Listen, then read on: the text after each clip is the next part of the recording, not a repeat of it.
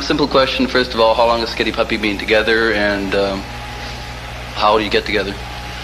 It started in December '83, and we sort of got together because we sort of shared the same tastes, same goals, same visions, and just had a good friend type of relationship to begin with. So the band sort of became a secondary thing.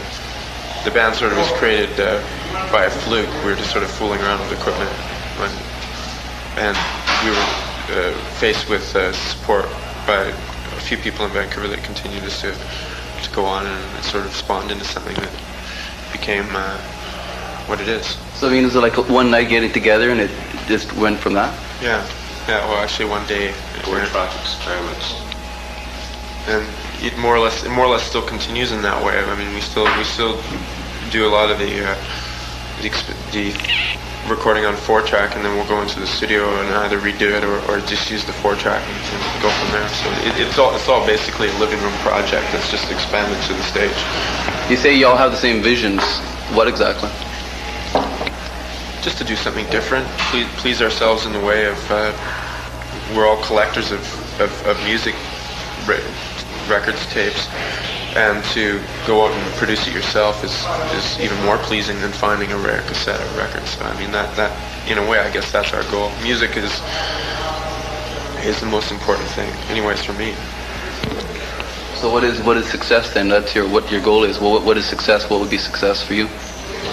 Just to be able to continue what we've been doing up until now without sort of being pushed in any sort of direction forcibly. Get too bogged down with expenses. This isn't expensive.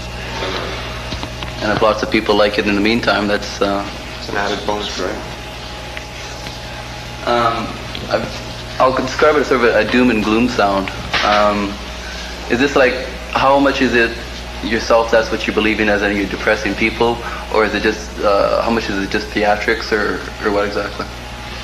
Well, it's a positive aggression that's being presented in the way that unless you present something that people have to think about, then they're not going to think about it. So in a sense, we're not really living on that level. We're trying to more or less point out that level, and the music is more in a fighting back kind of level than a depressing level, even though some other songs have been created through depression, but the end result is positive. It's for a positive result. The result is to look at it and then to get out of that, I guess. Exactly. Food for thought.